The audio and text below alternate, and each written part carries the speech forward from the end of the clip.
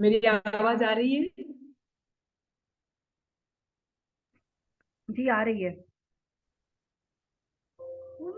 हाँ। देखिए, हम कल देख रहे थे धार्मिक प्रबंधन के सैद्धांतिक पक्ष तथा प्रायोगिक पक्ष। करेक्ट। तो सैद्धांतिक पक्ष के 5 पॉइंट तो हमने कल देख लिए थे। अब प्रायोगिक पक्ष हमें शुरू करना था। अब आज हमें ये पहला यूनिट खत्म करना ही है। ये पहला यूनिट है जैन कॉस्मोलॉजी को लेकर है। वो जैन वो यूनिट होने के बाद हम सेकेंड यूनिट लेंगे, ताकि मैनेजमेंट आपको कंटिन्यू ना रहे। बीच में आपको अगर भूगोल के विषय को तो पहले उसे हम समझ लेंगे। ठीक है? मेरी आवाज आ रही है ना?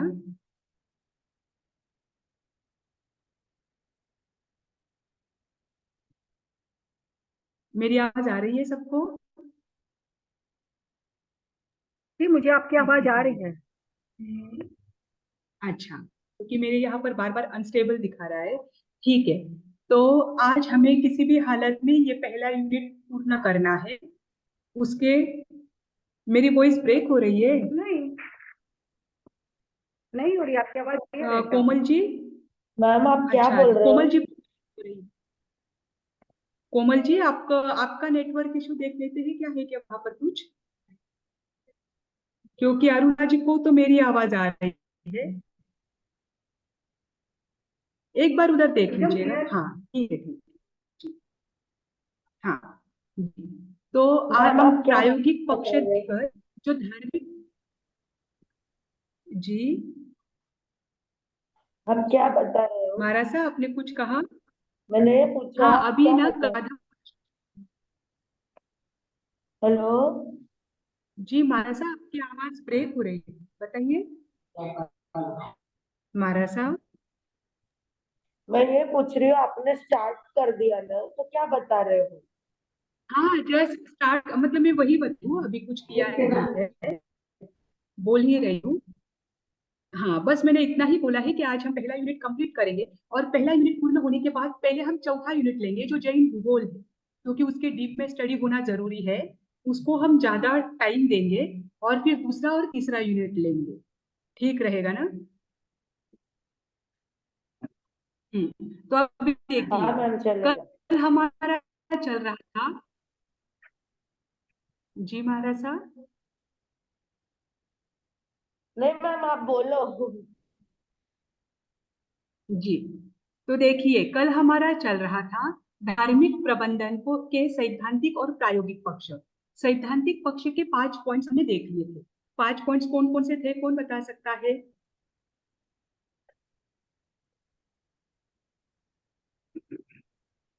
कोई बता सकता है 5 पॉइंट्स क्या थे? धर्म उपासनात्मक भी है और आचरण आचरण भी किया जाता है धर्म का। हाँ, वो तीसरे में आएगा, पर पहला पॉइंट क्या है? सैद्धांतिक पक्ष के 5 पॉइंट थे। पहला क्या था? धार्मिक प्रबंधन क्या है। एक्चुअल धार्मिक प्रबंधन क्या है, ये पहला पॉइंट है। दूसरा पॉइंट है धार्मिक प्रबंधन क्यों करना चाहिए। फिर तीसरा पॉइंट था कि धार्मिक प्रबंधन कैसे किया जाता है, उसके अंतर्गत ये पॉइंट है कि धर्म उपासनात्मक भी है, धर्म क्रियात्मक भी है, आचरणात्मक भी है, धर्म निषेधात्मक भी है, धर्म विधेयात्मक भी है। ये तीसरे पॉइंट के भीतर था। जी फिर चौथा था कि धार्मिक प्रबंधन के लिए योग्य स्थान क्या हो, और पांचवा पॉइंट था धार्मिक प्रबंधन के लिए योग्य। ये 5 पॉइंट हमने देखे थे। देखो, सैद्धांतिक पक्ष के उन्होंने 5 पॉइंट रखे हैं। धार्मिक प्रबंध क्या है, जिसमें अंधकार में रखते हुए, जैसे कि शुभ की ओर प्रवृत्ति, अशुभ निवृत्ति और शुद्ध का अभ्यास, ये उसमें आता है।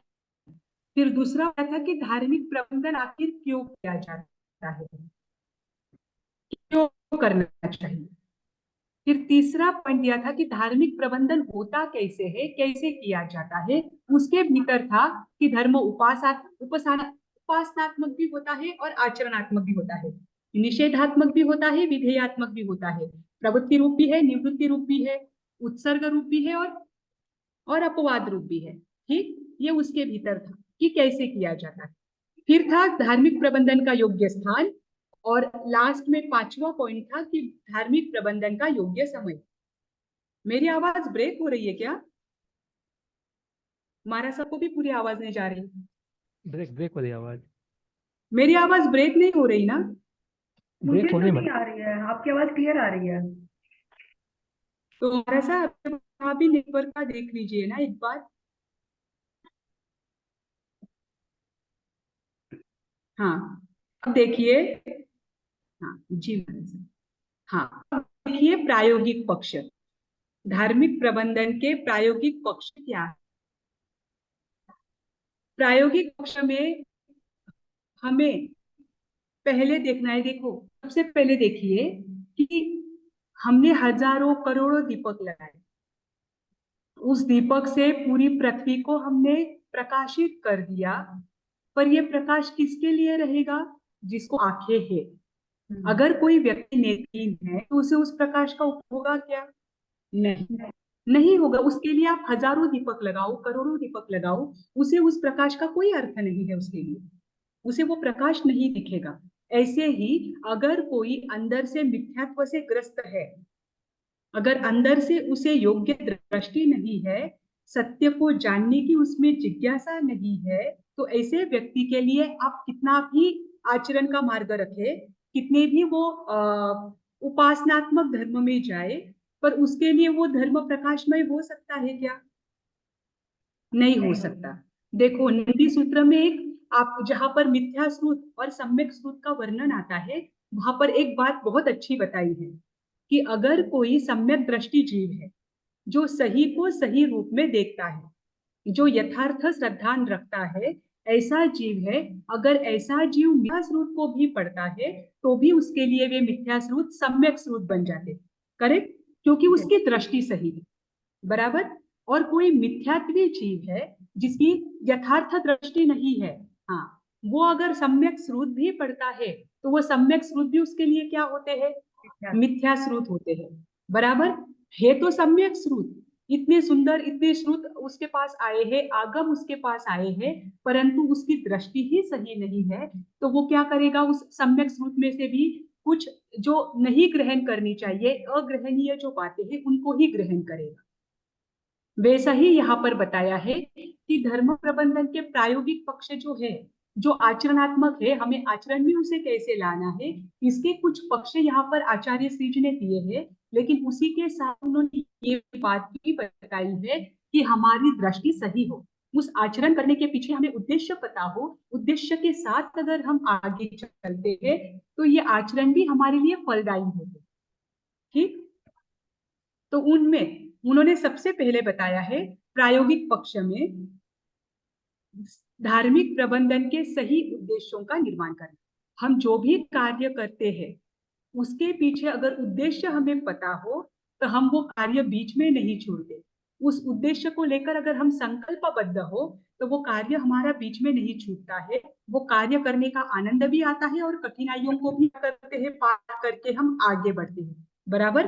पर अगर हमें उद्देश्य ही नहीं पता हो तो वो कार्य कैसे चल रहा है, क्या चल रहा है, चल रहा है इसलिए चल रहा है, ऐसा हो जाता है।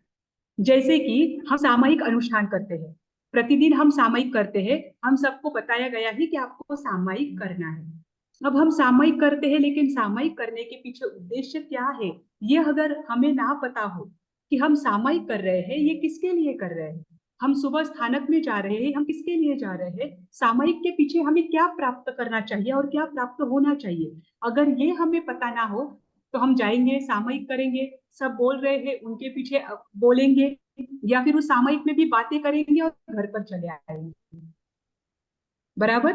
बहुत बार ऐसा भी होता है कि सामूहिक चलती है, कोई कोई तो अच्छे से साधना आराधना करता है लेकिन उनका मन नहीं होता, ध्यान नहीं होता, क्योंकि बस करना है इसलिए करना है। उनको क्यों, ये क्यों होता है? क्योंकि उद्देश्य नहीं पता। जब उद्देश्य पता होता है तो वो व्यक्ति वहां जाकर प्रमाद नहीं करेगा। उसे पता है कि मुझे वो इतना ही एक समय मिलेगा दिन भर में कि जिसमें मैं क्या कर सकता हूँ, अंतर के भावों को बदल सकता हूँ, मैं अपने मन से स्थिर होने का प्रयास कर सकता हूँ। अगर ये उद्देश्य उसके दिमाग में क्लियर हो तो वो वहां पर भी जाकर बैठेगा तो उसके दिमाग में उद्देश्य क्लियर है, तो वो उसका क्या करेगा, सदुपयोग करेगा, और फिर उसको वो आचरण करने से लाभ हो। अन्यथा तो हमने 1000 सामयिक कर ली, 2000 सामयिक कर ली, पर फिर भी हम स्वभाव नहीं बढ़ा है, तो हम क्या कहते हैं कि मैं तो इतनी धर्म क्रियाएं करता हूं पर फिर भी क्या नहीं होता है, मेरे जीवन की विपत्तियां खत्म नहीं होती, मेरे जीवन में निगेटिव लोग आते ही रहते हैं। अरे हमारी दृष्टि ही निगेटिव है, तो हमें सही लोग मिल ही नहीं सकते, और सही लोग मिले भी तो हम उसमें क्या देखेंगे, नकारात्मकता ही देखेंगे। तो दृष्टि बदलना जरूरी है, सही उद्देश्यों का निर्माण करना, ये पहला प्रायोगिक पक्ष। ठीक, अब सही उद्देश्य का निर्माण तो कर लिया, तो उसी के साथ सही नीति और सही लक्ष्य का भी उपयोग करना या उसका निर्माण करना। अभी उपाध्याय यशो विजय जी जो 18वीं शती में हुए थे, उन्होंने धार्मिक क्रियाओं को लेकर, जो धार्मिक अनुष्ठान होते हैं, धार्मिक आचरण किया जाता है, उन आचरण करने वाले लोगों को 5 कैटेगरी में बांटा है।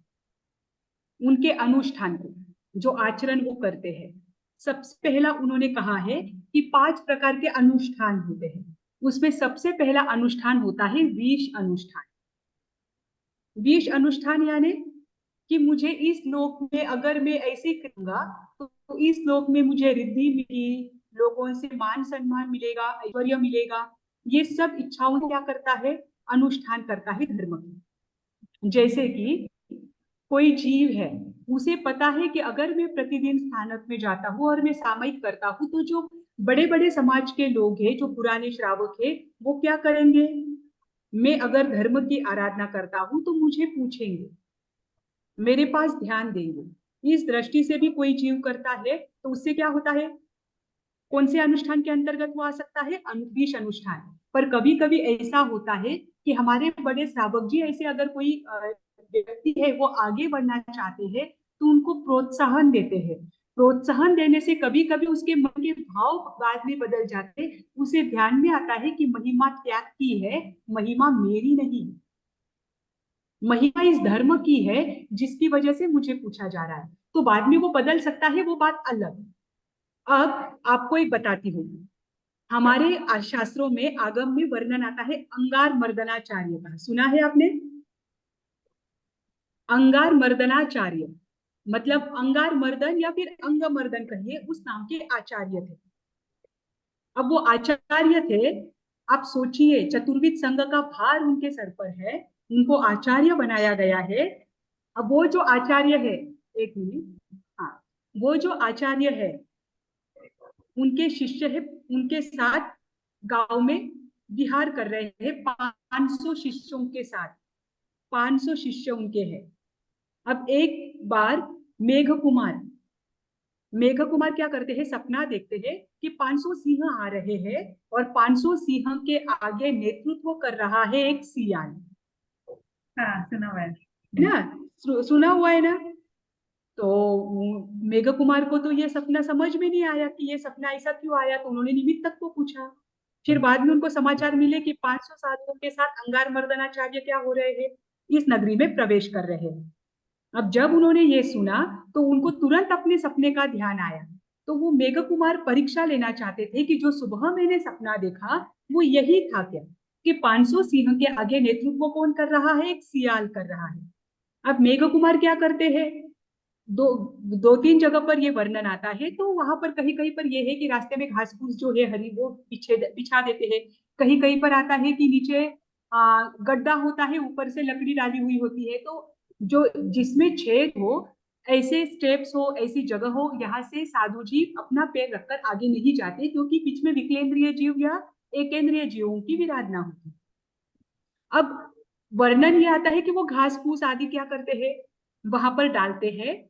तो पीछे के जो 500 शिष्य वो देखते हैं कि घास फूस है, उस पर से हमें क्या नहीं करना है, पैर नहीं रखना है, तो वही रुक जाते हैं। पर अंगार मर्दनाचार्य क्या करते हैं, सीधे सीधे आगे चल देते हैं। तो वो मेघ कुमार समझ जाते हैं कि जरूर ये सियाल है और ये 500 पीछे क्या क्या है, सिंह है, इसीलिए मुझे ये सपना आया था। फिर उसके बाद जब वो भगवान के पास जाते हैं, तो भगवान को पूछते हैं कि अंगार मर्दनाचार्य ये सियाल के समान है, तो इनके आगे क्या होगी गति? तब जब अभवी, भगवान अपने समूह चरण में 8 अभवी जीवों के नाम बतलाते हैं, उसमें एक नाम अंगार मर्दनाचार्य का, कि ये आचार्य कैसे है? अभवी, जो कभी भी मोक्ष की प्राप्ति नहीं कर सकते, क्योंकि अंदर की धारणा, अंदर की भावना इनकी भी नहीं बदल सकती। बराबर? अब ये जीव, ये जो है अंगार मर्दनाचार्य, उनको आचार्य बनाया गया की वजह से उनके अनुष्ठान, मतलब उनकी क्रिया को देखकर, उनके ज्ञान को देखकर, क्रिया भी उत्कृष्ट थी, ज्ञान भी अच्छा था, इसकी वजह से उनको आचार्य बनाया गया। परंतु बाद में भाव ध्यान में आए तो उनको उस पद से हटाया गया। पर वो भी क्या कर रहे थे? किसके समान आचरण कर रहे थे? उत्कृष्ट साधु के समान आचरण कर रहे थे। पर उनके मन में कोई भाव था मोक्ष की प्राप्ति को लेकर, सम्यक की प्राप्ति को लेकर? नहीं, क्योंकि वो अभवी थे। तो ऐसे व्यक्ति जो होते हैं, इनका जो अनुष्ठान होता है वो होता है विष अनुष्ठान, कि ये धर्म की आराधना करते हैं, धर्म का अनुष्ठान करते हैं, मात्र यह लौकिक संपदा या सबका सम्मान पाने के लिए। इनके मन में धर्म के कोई भाव नहीं है। तो ऐसी धर्म आराधना हम कभी भी ना करें, ऐसा उपाध्याय जी, यशो विजय जी ने बताया है। तो पहला अनुष्ठान कौन सा है? विष अनुष्ठान। दूसरा बताया है गरल अनुष्ठान। दूसरा अनुष्ठान कौन सा बताया उन्होंने धर्म की आराधना का? गरल अनुष्ठान, जिसमें पर लोक में हमें उत्कृष्ट क्या मिलेगा? ऐश्वर्य मिलेगा। तो उसको देखकर तपश्चर्या आदि की जाती है, साधुओं के नियमों का पालन किया जाता है, या यहाँ पर उत्कृष्ट धर्म की आराधना की जाती है। ये सब किस में आता है? गरल अनुष्ठान में आता है, परलोक के सुख को देखकर। जैसे कि स्थानांक सूत्र में भी निदान का वर्णन आता है कि 9 प्रकार के निदान होते हैं। ये निदान का वर्णन आता है, तो यहाँ पर क्या बताया है कि जो जीव साधुत्व को ग्रहण करता है, निदान किस किस का है? देखिए, आप कभी भी ध्यान रखना, जहां जहां का वर्णन आता है, निदान कौन करता है? जो साधुत्व पने में है, इतना उत्कृष्ट चिंतामणि रत्न के समान मिला है, ये साधु उत्कृष्ट तपश्चर्या करते हैं, और एक छोटा सा प्रसंग, छोटा सा ऐश्वर्य वो देख लेते हैं, वहां पर निदान कर लेते हैं कि अगर मेरी तपस्या सार्थक हो, मेरी उत्कृष्ट साधुचर्या अगर सार्थक हो, तो हो जाए मुझे भविष्य में ये, भविष्य में ऐसा ऐश्वर्य मिले, मैं वासुदेव बनूं। वासुदेव भी क्या होते हैं? निदान कृत होते हैं। करेक्ट? तो ये क्या करते हैं? जब साधुत्व ग्रहण करते हैं, तो साधुत्व में क्या करते हैं? संसार के सुख की कामना कर लेते हैं, इच्छा मांग लेते हैं। तो ये जो साधुत्व है, ये जो धार्मिक अनुष्ठान है, ये गरल अनुष्ठान में आता है। किस में आता है? गरल अनुष्ठान में। करेक्ट? अब तीसरा बताया है अननुष्ठान। अनुष्ठान यानी परलोक की इच्छा है, कोई पता ही नहीं है, बस आगे के कर रहे हैं, इसलिए हम पीछे के कर रहे हैं। बराबर? इनके मन में कोई भावना नहीं होती है, ना इनको परलोक के बारे में तो पता ही नहीं होता है, ना परलोक की इच्छा आकांक्षा होती है, ना इस लोक में बहुत सम्मान मिलेगा, ऐसे भाव होती है। बस क्या करते हैं कि हमारे बड़े कर रहे हैं, इसलिए मुझे भी करना है। तो ऐसा जो अनुष्ठान होता है धर्म का, धर्म की आराधना होती है, उसे कहते हैं अननुष्ठान। क्या कहते हैं? अननुष्ठान। अनुष्ठान कि अनुष्ठान की कोई भावना, आचरण की कोई भावना नहीं। जैसे कि आजकल हम बहुत देखते हैं, एक व्यक्ति जा रहा है, वो भक्ति संध्या कर रहा है, वो स्तवन आदि गा रहा है, तो उसे देखकर इतनी इच्छा हो जाती है, वो करते हैं, उन्हें पता नहीं क्यों कर रहे हैं, इसके पीछे क्या होते हैं। जब भक्ति भाव में हम अहोभाव पूर्वक क्या करते हैं, भगवान की, अरिहंत भगवान, सिद्ध भगवान की आराधना कर, तो हमारे भी क्या हो सकते हैं? उत्कृष्ट रसायन आ सकते हैं। ऐसा कोई विचार नहीं है, बस भक्ति के गाने सुनना पसंद है, वैसे गाने गाना पसंद है, वैसे स्तवन गाना पसंद है, तो वो माहौल पसंद है, तो क्या कर लेते हैं? वो भी भक्ति संघ में जुड़ जाते हैं। कभी कभी दीक्षा का माहौल देख लेते हैं, दीक्षा में ऐसा होता है, दीक्षा में वैसा होता है, तो वो देखकर दीक्षा के भाव जागृत हो जाते हैं। दीक्षा के प्रोग्राम देखकर उनकी जब स्तुति होती है कि वो इस पद पर रहे हैं, तो वो देखकर वैराग्य के भाव बढ़ जाते हैं। तो ये क्या होता है? अननुष्ठान, कि बस देखा देखी कर रहे हैं, वहां पर हमें दिख रहा है कि अरे बाप रे, इसकी देखो कितनी गुणगान गाए जा रहे हैं, तो मुझे भी क्या करना है? ऐसा मार्ग लेना है। वो साउ नहीं है, देखा देखी करना। जैसे मरीचि ने क्या कर लिया, देखा कि भरत चक्रवर्ती किसके सामने झुक रहे हैं। जो भरत चक्रवर्ती है, जो 6 खंड के अधिपति हैं, जिसके सामने सारे राजा झुकते हैं, सारा संसार झुकता है, वे भरत चक्रवर्ती किसके सामने झुक रहे हैं? एक साधु मुनिराज के सामने झुक रहे हैं। ये मरीचि देखते हैं, तब मरीचि क्या अंगीकार करते हैं? इनके मन में दीक्षा के कोई भाव है? नहीं। इनके मन में भाव क्या है कि हाँ, जिसके मेरे पिता जिसके सामने झुकते हैं तो वो स्थान निश्चित ही क्या होगा? बड़ा होगा। तो इनके मन कोई भाव नहीं है, ये अनुष्ठान, देखा देखी करना। ठीक। फिर चौथा बताया है तद हेतु अनुष्ठान, कि हमने ये जो धर्म का आराधना हम कर रहे हैं, इसके पीछे हमारे नैतिक मूल्य भी बढ़े, हमारी आध्यात्मिक भावना भी बढ़े, और उस हेतु के लिए, उस हेतु की पूर्ति के लिए वो धार्मिक आराधना करना, उस धर्म का प्रबंधन करना, धर्म का आचरण करना। किसके लिए? कि मेरे अंतर में ऐसे भाव बने, उन भावों को देखकर कि ये भाव मेरे भीतर में आए और वो भाव मेरे भीतर में रहे, इसके लिए मुझे क्या करना है? ये धर्म का आचरण करना है। ये होता है तद हेतु अनुष्ठान। करेक्ट। जैसे कि अगर हम कभी सामायिक में जाते हैं, बैठते हैं, हम सुनते हैं कि हाँ, सामायिक क्या होती है? जहाँ समत्व की साधना होती है, सावध्य योगों का त्याग होता है। उसके लिए हम जानने का प्रयास करते हैं कि सावध्य योग क्या होते हैं, मन वचन काया को संसार में नहीं लगाना मतलब क्या होता है।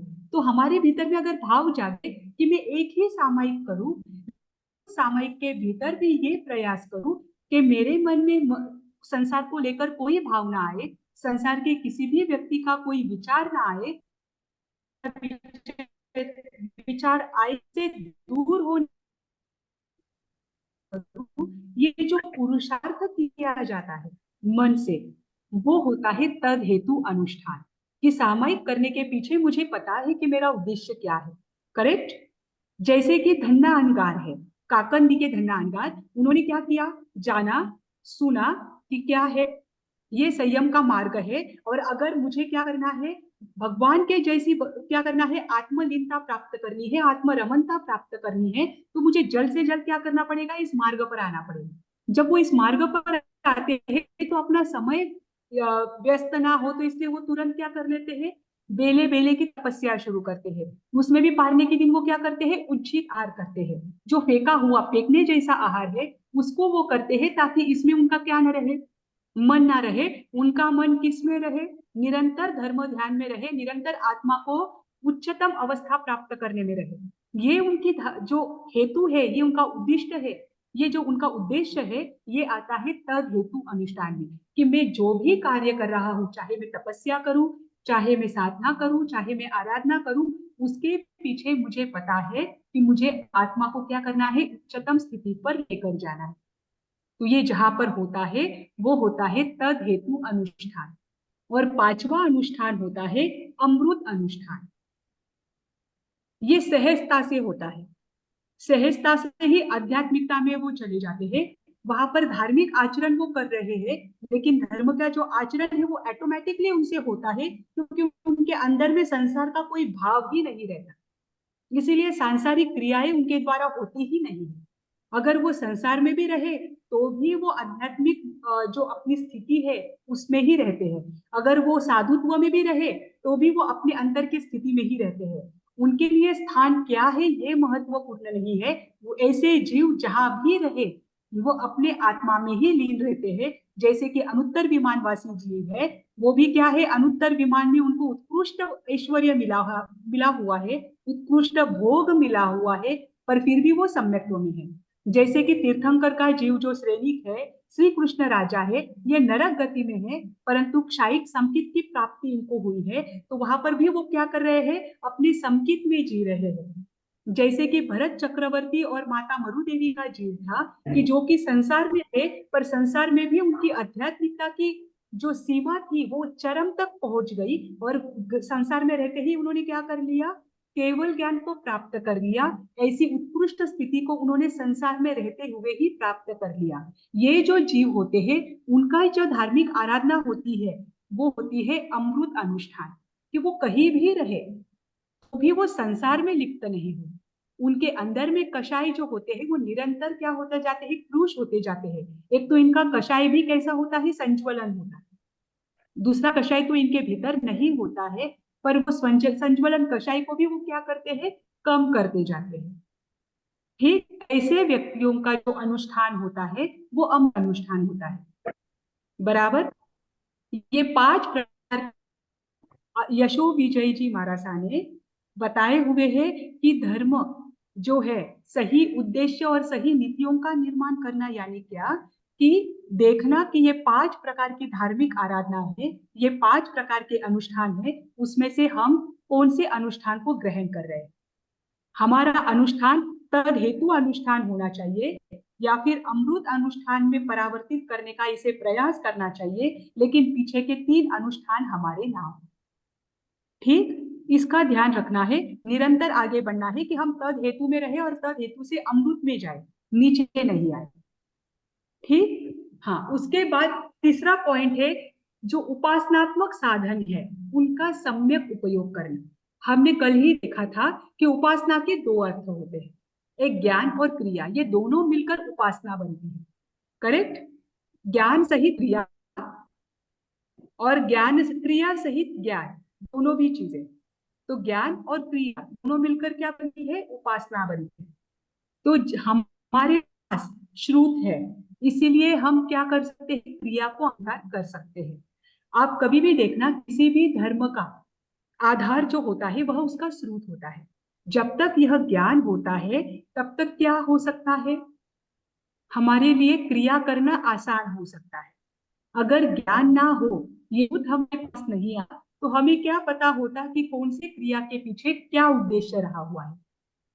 तो इसीलिए यहाँ पर कहा गया है कि उपासनात्मक जो है साधन, उनका सम्यक उपयोग करना है। अभी देखिए, पहले की जो हमारी श्रुत परंपरा चल रही थी वो मौखिक रूप से चल रही थी। आज जैसे आगमों को डिवाइड किया हुआ है, वैसे पहले आगम डिवाइड किए हुए नहीं। पहले क्या करते थे, एक के बाद एक सूत्र पढ़ाते थे, उस सूत्र के साथ ही उसके छंद, उसके व्याकरण, उसका अर्थ, उसके साथ प्रमाण, नए, सप्तभंगी, स्याद्वाद, इन सबको लगाकर एक एक सूत्र पढ़ाया जाता। ठीक, अब पहले के जो जीव थे, जैसे 5वें आर्य के शुरुआत में जो जीव थे वो कैसे थे, निर्मल बुद्धि वाले थे, मतलब उनकी बुद्धि अच्छी थी, ज्ञानावर्णीय कर्म का क्षयोपशम बहुत अच्छा था, डिस्ट्रैक्शन के माहौल वहां पर बहुत कम। फिर उसके बाद जब पूर्वों ज्ञान विच्छेद होने लग गया, तो उसके बाद एक एक आचार्य को ध्यान में आया कि इसके बाद अब क्या होने वाली है कि श्रुत परंपरा जो है वो अब हमें मौखिक रूप से नहीं चला सकते, अब हमें लिखित रूप से करना जरूरी है, क्योंकि भूलने की परंपरा शुरू हो गई है। अब ऐसे बार बार भूलेंगे तो जीव क्या करेंगे, अपनी धारणा के अनुसार भी उसमें अर्थ लगाने का प्रयास करेंगे, है ना। क्योंकि अभी के जो जीव है उनकी हमने देखा है कि वक्र बुद्धि है। अब जो जीव जैसा आगम पढ़ता है, आज भी हम देखते हैं कि कोई दशमई कालिक पढ़ता है, कोई आचारांग सूत्र पढ़ता है, कोई उत्तराध्ययन सूत्र पढ़ता है। आप प्रत्येक को पूछिए, एक एक का सार, सबके सार भी अलग आएंगे, क्योंकि सब अपनी अपनी धारणा उसमें लगाते हैं। हमारी बुद्धि उतनी दृढ़ अभी नहीं है कि हम वास्तविक भगवान के जो वचन है उसको उसी के अनुरूप कहें। ठीक, मैं जो कहूंगी मेरी धारणा में उसमें डालूंगी, कोई और कहेगा, कोई और अपनी धारणा करेगा, उसमें समझने वाला अपनी धारणा के अनुसार समझे। तो आचार्यों ने क्या किया कि समझ लिया कि इसके आगे एक एक सूत्र नहीं पढ़ा सकते हैं, क्योंकि अब जो बुद्धि है, जो समझने की शक्ति है, वो कम होती जा रही है। तो आचार्य रक्षित ने क्या किया, इन आगमों को अनुयोगों में पृथक कर दिया कि सबके जैसे विषय है उसके अनुसार उसको डिवाइड कर। तो उन्होंने क्या किया, 4 अनुयोग में इन आगमों को वर्गीकृत किया। तो 4 अनुयोग कौन से रहे,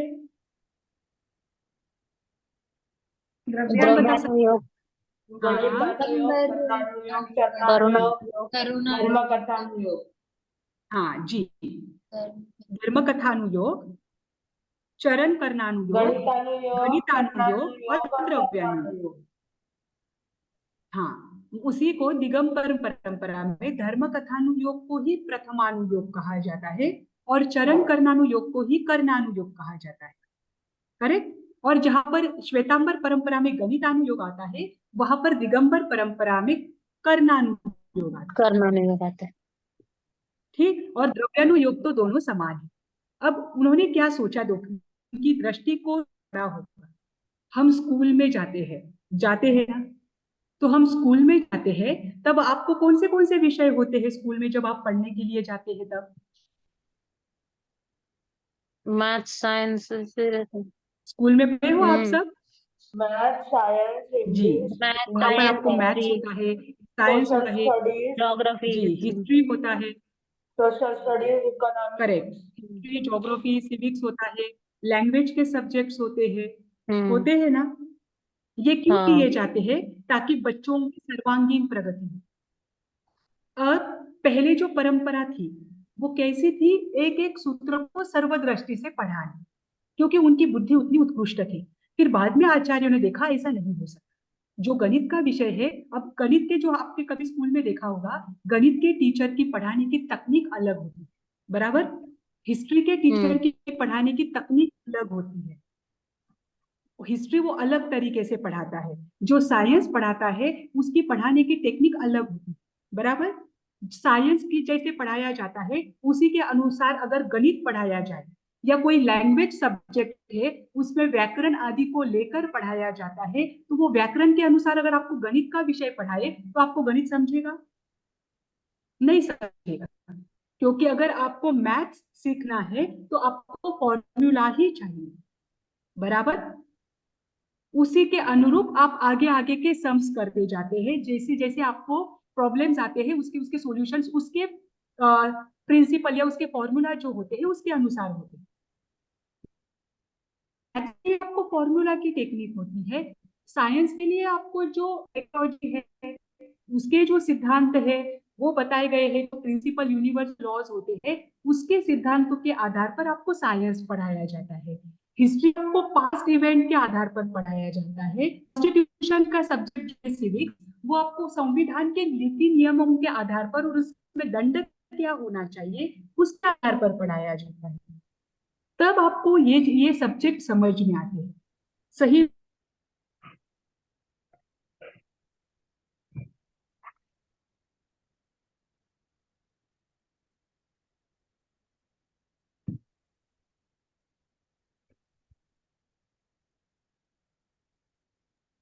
मैम आवाज ब्रेक हो रही।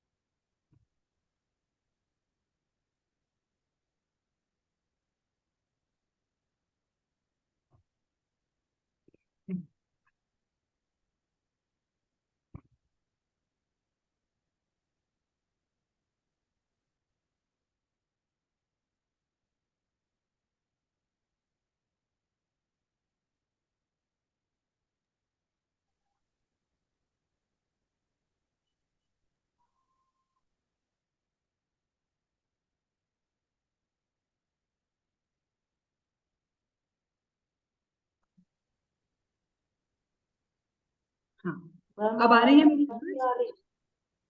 अब आ रही है। हाँ, ठीक है।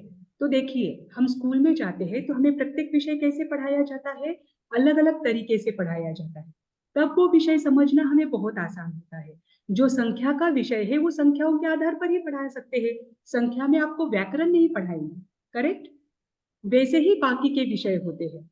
जो कॉन्स्टिट्यूशन का विषय है उसमें आपको संविधान के नीति नियम उनके बारे में ही बताएंगे। अगर उन नियमों का पालन नहीं किया तो दंड मिलेगा। इसके आधार पर ही हमें क्या मिलेगा, पढ़ाया जाता है? कॉन्स्टिट्यूशन का सब्जेक्ट पढ़ाया जाता है, करेक्ट। भौगोलिक परिस्थिति बताने के लिए आपको भूगोल दिया जाता है। तो सब में अलग अलग विषय होते हैं। तो अलग अलग विषय अगर हम अलग अलग तरीके से पढ़ते हैं तो वो समझना हमारे लिए आसान होता है। ऐसा ही ये अनुयोग है। अगर हम एकदम बेसिक लेवल पर है, यहाँ पर देखो कितना सुंदर आपको हमारे लिए डिवाइड करके रखा है कि अगर कोई जीव प्राथमिक स्तर पर है, वो धर्म को जानना चाहता है, धर्म को समझना चाहता है, अभी उसकी बुद्धि इतनी विशाल नहीं हुई है, तो उसके लिए प्रथमानुयोग रखा, धर्म कथानुयोग, कि अभी वो नया नया है। जैसे बच्चे पाठशाला में जाते हैं तो उनको तुरंत ही द्रव्यानुयोग का विषय नहीं सिखाया जाता, उनको तुरंत ही मेटाफिजिक्स नहीं सिखाया जाता, छह द्रव्य क्या है? अगर ये पहली ही बार हम उनको पढ़ाएंगे तो वो पढ़ेंगे क्या? पढ़ेंगे क्या? वो नहीं पढ़ेंगे। नहीं। शुरुआत में ही इतने कठिन विषय अगर हम उनको देंगे तो वो शुरुआत में ही क्या हो जाएंगे? धर्म से विमुख हो जाएंगे।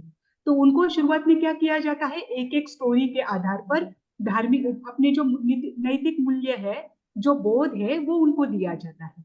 पहले उनको आगमों की कथाएं सुनाई जाती है कि सुदर्शन सेठ ऐसे श्रावक थे, अर्जुन माली ऐसे थे, कि इन्होंने क्या कर लिया?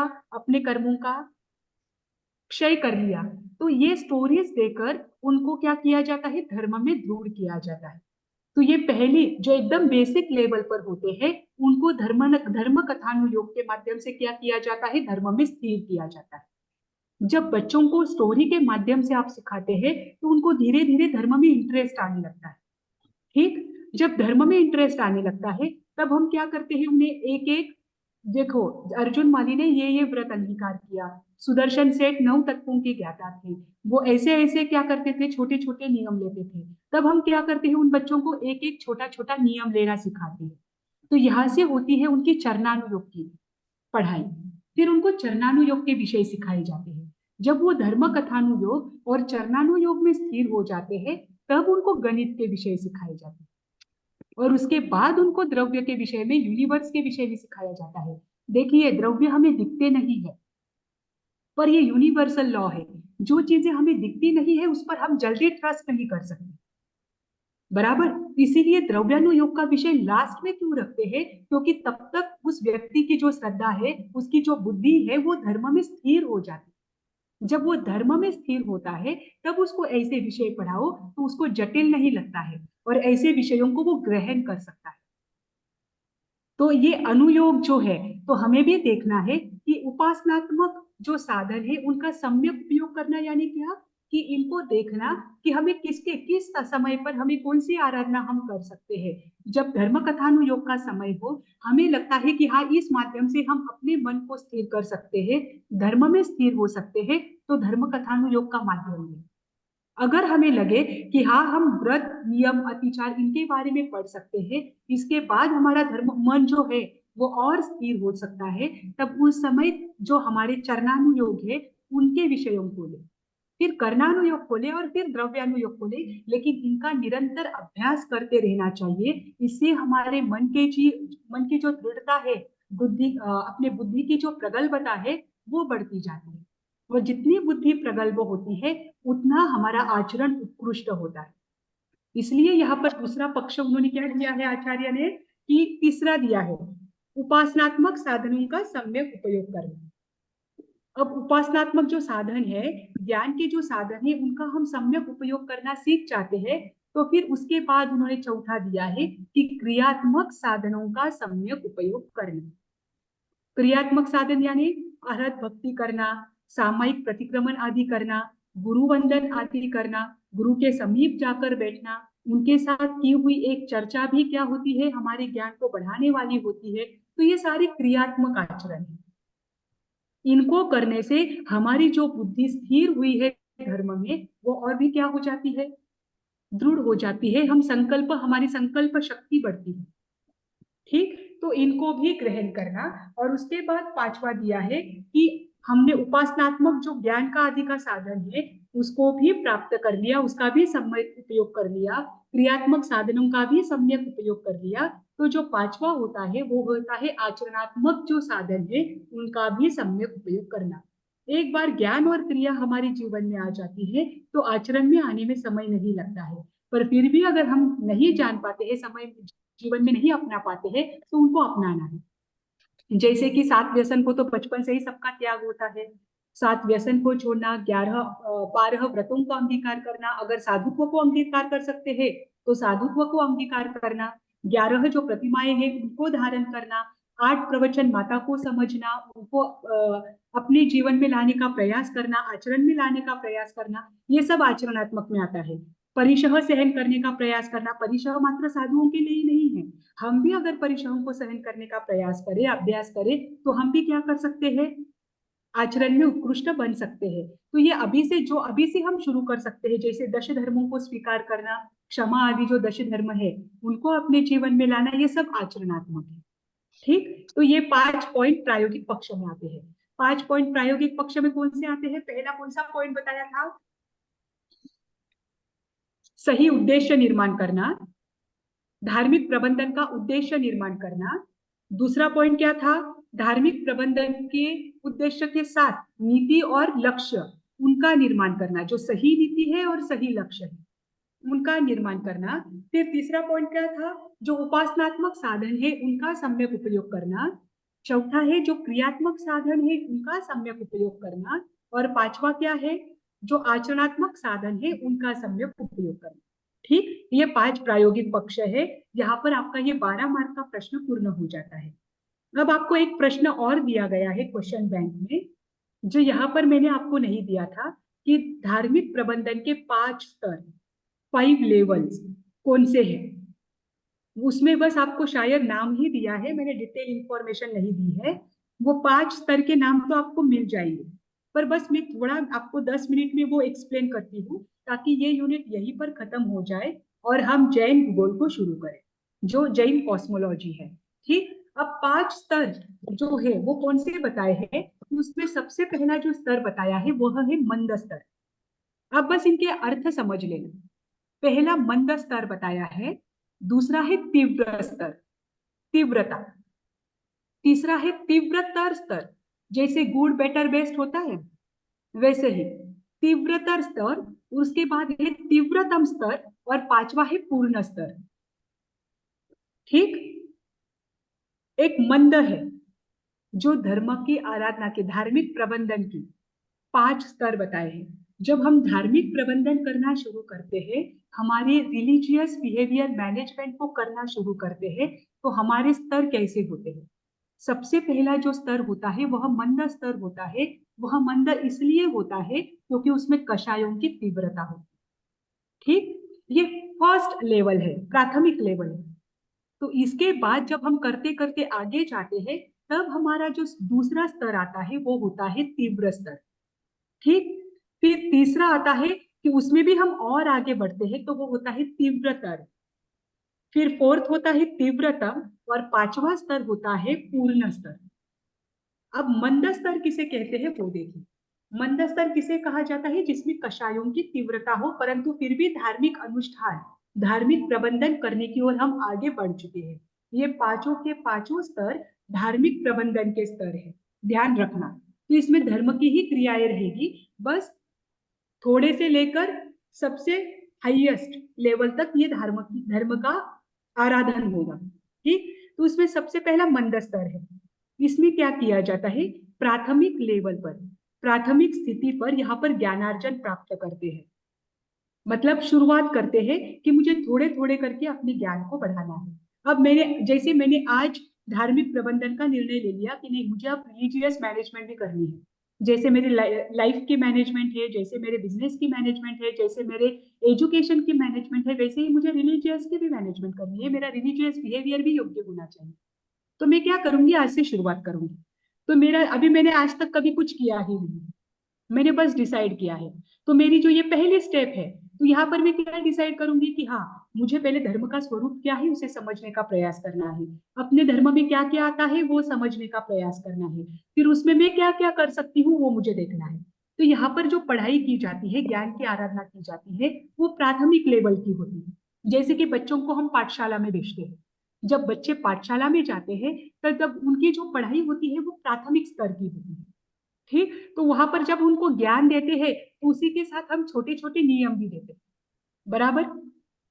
तो प्राथमिक स्तर में क्या होता है कि जो उनको थोड़ा थोड़ा ज्ञान दिया, आज बताया कि साधु संत जी के पास हम जब दर्शन के लिए जाते हैं तब 5 अभिगम का पालन करना चाहिए, बराबर। हमने आज बच्चों को बता दिया कि जब भी आप महाराज साहब के पास जाओ तो आप क्या करो, अपने पास एक तो मुपत्ती रखो, अगर ना हो तो हाथ में रुमाल रखो।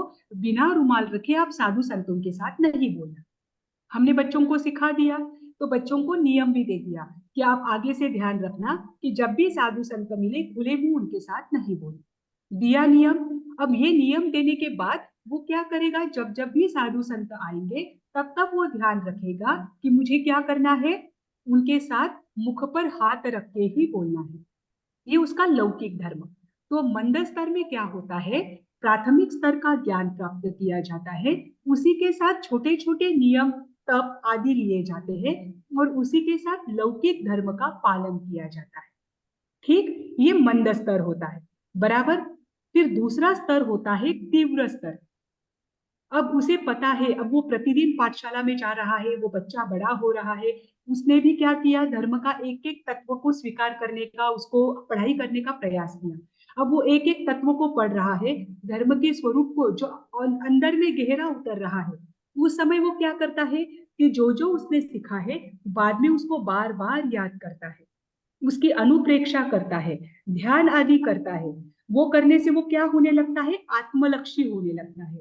उतने समय के लिए उसका ध्यान कहाँ पर होता है, अपने ज्ञान में होता है, अपने विचारों में होता है, और वो अपनी आत्मा की ओर मुड़ने का प्रयास करता है।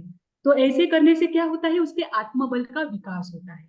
अब देखिए यहाँ पर जो दूसरा स्तर है, तीव्र स्तर, उसमें क्या हो रहा है, धर्म का जो जो प्राथमिक ज्ञान प्राप्त किया उसका चिंतन हो रहा है, चिंतन के साथ अनुप्रेक्षा हो रही है, उसका ध्यान शुरू किया जा रहा है। ठीक, अब ये ध्यान शुरू करने से, अनुप्रेक्षा करने से वो जीव कैसा बनता है, आत्मलक्षी बनने का प्रयास करता है, उसकी आत्म विकास की यात्रा शुरू होती है। ठीक, तो इसमें क्या होते हैं, उसके जो कषाय है, जो पहले तीव्र थे, वो मंद होना शुरू होते हैं, उसे पता ही नहीं चलता कि वो अंदर से बदल रहा है। क्यों, क्योंकि वो आत्मलक्षी हो रहा है। हमें भी पता नहीं चलता है। कभी आप गौर करना, आज के 5 साल पहले आप कैसे थे और आज आप कैसे हो। हमारे अंतर में इतने परावर्तन होते हैं, इतना चेंजेस होते हैं कि हमें पता ही नहीं चलता। एकदम से हम खुद को देखें तब हमें पता चलता है कि अरे मैं पहले कैसी कितनी पागल थी। बोलते हैं ना हम कभी कभी, अरे उस समय मैंने अज्ञान में क्या क्या नहीं किया, है ना। तो ये कब होता है, जब हम आत्मलक्षी बनना शुरू करते हैं तो हमारे अंदर चेंजेस आना शुरू होता है। तो ये दूसरी स्तर होती है, तीव्र स्तर। ठीक, फिर तीसरी होती है तीव्रतर स्तर। अब ये आत्मलक्षी बन रहा है। अब ये देखो, ये बालक, समझो वो बालक है, वो तत्वों का चिंतन कर रहा है, वो अनुप्रेक्षा कर रहा है।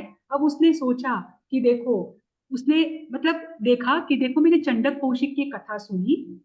चंडक कौशिक की कथा सुनते सुनते उसने सोचा कि बाप रे, इसने पूर्व जन्म में इतना क्रोध किया था, इसकी वजह से ये दृष्टिविष सर्प बना, कि इस क्रोध के कारण इसके शरीर में ऐसे परिणाम आए कि ये जिसके पास भी देखो उस पर क्या हो जाए, इसका विष चढ़ जाए। इसके दृष्टि में ही विष हुआ। ये किसकी वजह से हुआ, क्रोध की वजह से। ये चिंतन इसने कब किया, दूसरे स्तर पर। तो तीसरे स्तर पर ये सोचता है कि अरे मेरे अंदर भी क्या है, क्रोध है। अगर मैं भी ऐसे ही क्रोध करूंगा, इस क्रोध को आज मैं कंट्रोल में नहीं रखूंगा, तो मैं भी क्या करूंगा, अपना क्रोध बढ़ाऊंगा और एक दिन मैं भी ऐसा बनूंगा। तो यहाँ पर क्या हो रहा है, अपने भावों को वो समझ रहा है, और अपने भावों को समझकर ज्ञान पूर्वक उन भावों से दूर होने के लिए वो प्रयत्न कर रहा है। करेक्ट। अब उसका प्रयास कहाँ पर है, कि मेरे अंदर जो भाव है, जो अशुभ भाव है, मुझे क्या करना है, इन अशुभ भावों से निवृत्ति लेना है। मुझे मेरा स्वभाव ऐसे नहीं रखना है, किसी को हमारा समझे ना समझे।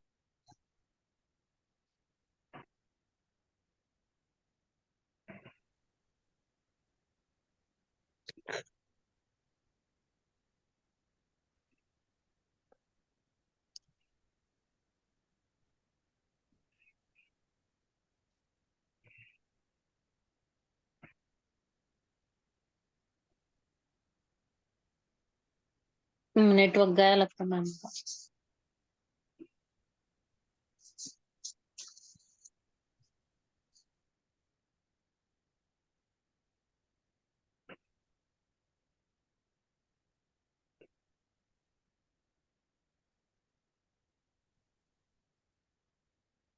पूजा, तूने सारे क्वेश्चन लिख लिए क्या?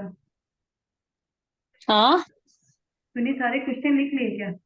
नहीं मैं नहीं ना, मुझे टाइम ही नहीं मिल रहा इतना। हाँ, अब आ रही है मेरी आवाज? हाँ आ रही मैम अभी। हाँ, तो अब देखिए, तो इस इसमें क्या है, हमें पता है कि हम कहाँ गलत हो रहे हैं और कहाँ सही हो रहे हैं। हम जब गलतियां करते हैं तो हमें पता होता है। तो जब हम धार्मिक प्रबंधन करना शुरू करते हैं और उसमें जब हम तीसरे लेवल पर आते हैं, तो तीसरे लेवल पर जीव क्या करता है, अपने भावों को ज्ञान पूर्वक सुधारने का प्रयास करता है। उसके आत्मा जागृति इतनी बढ़ जाती है कि वो सोचता है कि ये जो मेरे अशुभ भाव है, ये भले ही आज किसी को समझे ना समझे, लेकिन मेरे लिए दुखदाई है। मुझे आज लोगों के पास नहीं देखना है, मुझे आज स्वयं के पास देखना है, मुझे मेरे भाव सुधारने हैं। तो ये जो सुधारने का प्रयास वो करता है, अपने भावों को बदलने का जो प्रयास करता है, वो होती है तीसरी लेवल। फिर इस लेवल में जब जब वो भाव सुधारने का प्रयास करता है, तो परिश्रमों को भी जीतने का प्रयास करता है, वो व्रतों को भी अंगीकार करता है, उसका पूरा ध्यान आत्मा की ओर बढ़ता जाता है। तो ऐसे में ये जो बाहर की जो क्रियाएं है, वो अपने आप उससे घटित होती है। निरंतर वो आत्मा के बारे में सोचता है, तो निरंतर उसकी स्वाध्याय होती है, निरंतर वो ध्यान में रहता है। वो कायोत्सर्ग उसका होता है कि उसको मच्छर भी काट रहा है तो भी उसको ध्यान में नहीं आता। कभी आपने सोचा होगा कि आप कभी गहरे चिंतन में हो तो आपको भूख लग रही है, वो भी आपको ध्यान में नहीं आता। चिंता में भी हो तो भी, हम चिंता में भी होते हैं, किसी बात का हमें टेंशन होता है, तो उस समय हमें भूख की भी अनुभूति नहीं होती है, हमें मच्छर काट रहे हैं इसकी भी अनुभूति नहीं होती है। तो हम चिंता में होते हैं। जब चिंतन में जाता है तो जीव का यही होता है कि उसको अनुभूति नहीं होती है, तो वो अपने आप परिश्रमों को क्या करता है, जीतता जाता है। ये तीसरी लेवल है, तीसरा स्तर है। फिर वो चौथे स्तर में आता है, वो होती है तीव्रतम स्तर। यहाँ पर कषाय न्यूनतम होती है, कषाय बहुत अल्प रह जाती है, और यहां से वो भेद ज्ञान का अभ्यास शुरू करता है। भेद ज्ञान का अभ्यास यानी यहां से उसे शुरू पता चलता है कि आत्मा ये शाश्वत है, ये जो शरीर है, ये शरीर आत्मा से अलग है। भेद ज्ञान होता है, और जो शाश्वत पदार्थ है उसको उत्कृष्ट रूप में लाने के लिए, उसका उत्थान करने के लिए उसका प्रयास बढ़ता है। तो यहाँ से वो उपवास आदि जो है, तपश्चर्या, वो करना शुरू करता है, क्योंकि शरीर के प्रति ममत्व कम हो जाता है। ठीक, तो ये चौथी तीव्रतम स्थिति होती है, और यहाँ पर कषाय न्यूनतम होती है। कभी भी ध्यान रखना कि ऐसे लेवल पर आया हुआ व्यक्ति जो भेद ज्ञान को जानता है, भेद ज्ञान को समझता है, उससे जो तपश्चर्या होती है उसमें कभी भी कषाय नहीं बढ़ती, उसमें क्रोध आदि कभी नहीं बढ़ता। हम जैसे अगर तपस्या करें तो दूसरे दिन जब तक पारना ना हो तब तक हमारी चिड़चिड़ हो जाती है। क्यों? क्योंकि हमने समझा ही नहीं कि तपश्चर्या क्यों होती है, क्यों करनी चाहिए। ठीक, तो यहाँ वो ध्यान रखना कि इनकी क्या होती है, कषायों में मंदतम स्थिति होती है, आश्रवों से पूरी तरह से निवृत्त होते हैं। संवर में क्या होते हैं, ये प्रवृत्त होते हैं, और यहाँ पर इनका अभ्यास कौन सा होता है, भेद ज्ञान। और फिर पांचवा जो स्तर होता है वह होता है पूर्ण स्तर। ज्ञान से केवल ज्ञान की प्राप्ति, क्रिया से आत्मलीनता, और उपासना से, आचरण से निरंतर आत्मरमणता, और जो अनंत आनंद है उसकी प्राप्ति इस स्तर में होती है।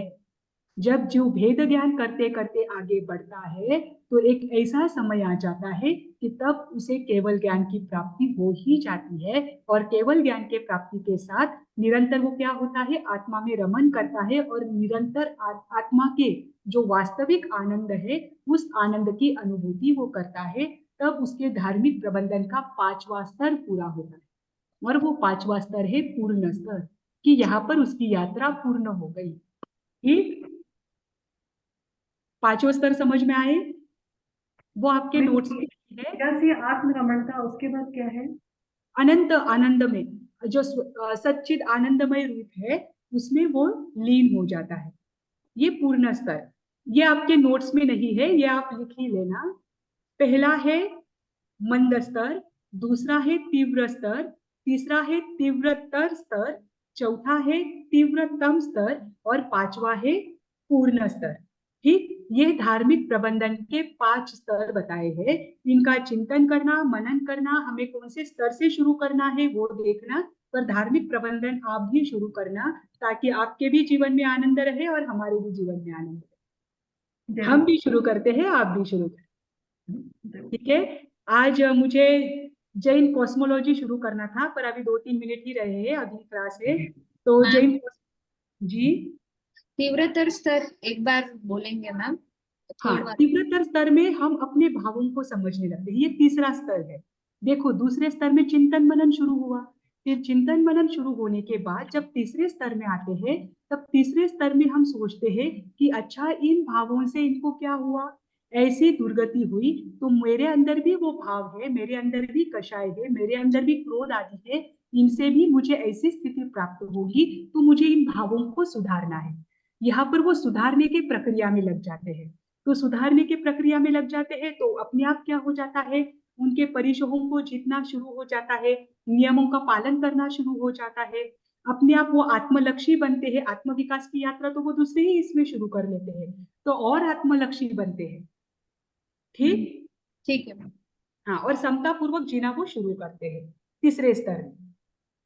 फिर चौथे स्तर में भेद ज्ञान का अभ्यास करते हैं और पांचवें स्तर में पूर्ण केवल ज्ञान की प्राप्ति होती है। ये धार्मिक प्रबंधन के 5 स्तर है। ये 5 स्तर आप भी करें, हम भी करें, और हम सब 5वें स्तर में बहुत जल्दी पहुंच जाए, ऐसी भावना हम रखते हैं। ठीक है। जैन कॉस्मोलॉजी हम अगले क्लास में शुरू करेंगे, क्योंकि वो बहुत डीप में लेना है, अच्छे से लेना है, ताकि आपका जैन भूगोल अच्छा रहे। इसीलिए वो पहले लिया गया है, चौथा यूनिट है आपका, पर वो हम पहले लेंगे ताकि लोक का, संपूर्ण लोक का, जम्बूद्वीप आदि का सबका ज्ञान आपको गहरा रहे। ठीक। तो उसके जो नोट्स है मैं ट्राई करूंगी कि उसके पहले ही आपको भेजूं, ताकि आपके पास आपके नोट्स भी रहे, उसे लेकर आपके मन में कोई शंका रहे तो वो क्लास में ही क्या हो जाए, उसका निरसन हो जाए। अगर ना हो तो मैं हिंदी का तो पहले करके भेजूंगी, ताकि आपके पास सारे इमेजेस भी रहे, फोटोज अगर आपके पास रहेंगे तो उससे समझना हमें और आसान रहेगा। ठीक। ठीक है, आज के लिए यही रुक जाते हैं। तीर्थंकर मैम भगवान मेरा एक प्रश्न है मैम, जी। 7 व्यसन कौन से है मैम? मद्य, मांस, मदिरा, वेश्यागमन, वेश्यागमन। परस्त्रीगमन, शिकार। शिकार भी है। शिकार। चोरी जुआ। नहीं, आपके जो नोट्स दिए उसमें मैंने 7 व्यसन दिए हुए हैं। हाँ, शिकार, चोरी, जुआ, हाँ, मांस वह भक्षण, चोरी, शिकार, परस्त्रीगमन, वेश्यागमन, मद्य, मांस मांस, मांस हाँ। ये 7 व्यसन है। पर आपके नोट्स में 7 व्यसन तो शायद मैंने दिए हुए हैं। आगे आगे के हाँ 22 परिशह ये नहीं दिए हैं शायद, लिखकर शायद वो भी दिए हैं। कुछ कुछ मैंने नहीं दिए, ताकि आपको वो, आपको लगेगा कि आपको वो लर्न करना है, इसलिए नहीं दिए। मैम, वो हाँ। व्यसन में ना एक हमको सिखाया था परमागम ऑनर में कि व्यसन की तो सौगंध लेते हैं, लेकिन हाँ। अगर मन में भी वो इच्छा आए तो उससे ज्यादा पाप होता है। हाँ जी, मन से 80% कर्मों का बंध हम करते हैं, हाँ वचन और काया से मात्र 20% है। तो मन हाँ, में भी वो भाव नहीं आने चाहिए, क्योंकि नहीं मन में आने भाव चाहिए। आए, जी, मन से ही हमने क्या कर दिया, उन नियमों को तोड़ दिया ना। हाँ मन का तो बहुत, जैन दर्शन मन को बहुत मानता है। मन से हुई जो हाँ, हिंसा है उसको जैन दर्शन बहुत मानता है, कि भले ही वो दिखती नहीं है लेकिन वो हिंसा तो हुई है। हुई है, हाँ। हिंसा का भी वही आया था कि अगर तुम अहिंसा बोल नहीं सकते अगर तुम मन में हिंसा ले रहे हो तो। जी, मन का बहुत मानता है, भावों पर तो जैन धर्म टिका हुआ है। हमारे हाँ भाव जैसे है उन्हीं उसी के अनुसार हमारी गति होती है। हम बाहर से आचरण कैसा करते हैं उसको महत्व इतना नहीं है जितना पहले भावों को हो। ठीक। हाँ, ओके चलो मैम। आपके अगले क्लास का समय हो गया है। आज हाँ, के लिए यही रुक जाते हैं। आप सभी को सादर जय जिनेंद्र। जय जिनेन्द्र, थैंक यू मैम। ठीक है, ओके मैम।